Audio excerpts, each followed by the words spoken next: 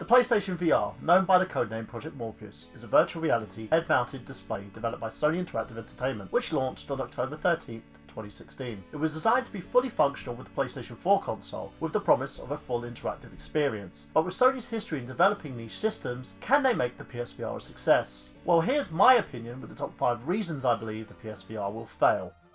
Number 5.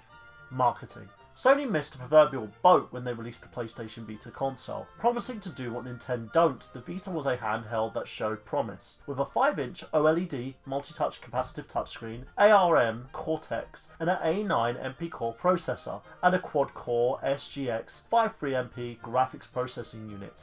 With phone inputs, Wi-Fi and Bluetooth support, there was no reason why the system couldn't outdo the competition, but herein lies the problem. With a lack of Vita exclusives that showed the unique capabilities of the system releases were scarce. Sony did try to release games that were cross-platform, but stopped after their All-Star Battle Royale. It took a slew of indie developers to make games that were cross-platform. Say what you want about Mighty No. 9 being absolute garbage, but at least you could get your money's worth with the PlayStation 4 bundle, which included a downloadable version for PlayStation 3 and Vita in its price point. There was a rumour having the system bundled with the PS4 to help offset the cost and push the crossplay feature, which I spend many a time using this feature with strong internet connections. What did Sony eventually do to make up for their losses?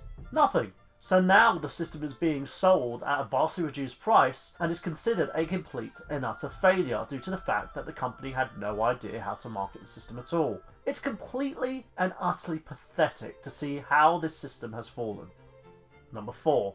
Lack of AAA titles. I don't know how everyone else feels about games titled Star Trek Bridge, but for me, gaming needs to be fun, and from what I've seen, that doesn't look like fun at all. Now, there is a promise with the Batman Arkham VR experience, but apart from that, there is little to no promise outside Resident Evil 7. Could survival horror be the way that the VR can save itself? Or will there be more complacency as developers are left scratching their noggins as to how best to utilise the tech without having another Xbox Kinect fiasco on the horizon?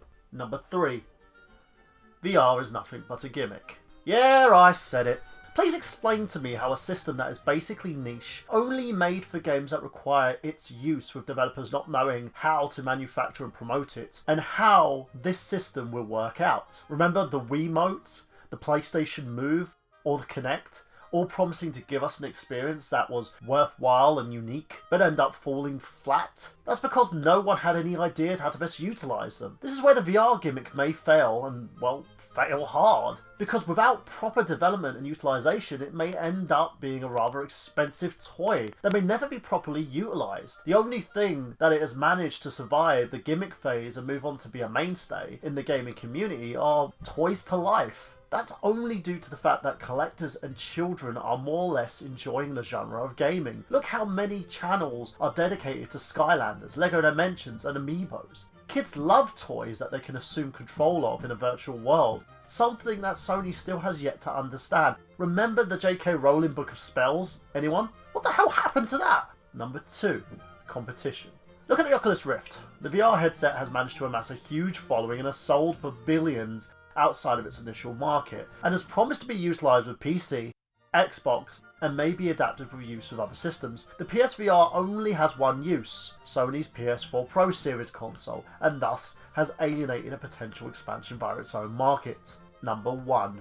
The price. Everything else can be forgiven if Sony hadn't forgotten who they are marketing this system towards. You know, people who can't afford to pay $400 for a freaking peripheral that is more expensive than the system it has been designed for. General working class people will not spend $400 for a niche product. That kind of market value is for the rich and collectors desperate to acquire the next big thing. In order to produce something which is seen as competitive, Sony really needs to think outside the box. Even if it does mean to suffer a small loss in the short run. Maybe bundle the device with systems or look at ways to make it cheaper. Fans and gamers alike may not want to pay through the nose for something that may be the company's next big failure. And as always guys, this is only my opinion. I do hope that the system gains traction and develops into something awesome, but at the same time I can see where the holes are and hope that Sony does look into doing something more to help the PSVR become something of a success in the near future, but only time will tell. Tomorrow I'll look at the top 5 reasons why I believe the PSVR will be a success, as it's only fair. Now make sure you folks give this channel a like, comment, subscribe, and share, and stay tuned for tomorrow for another Top 5.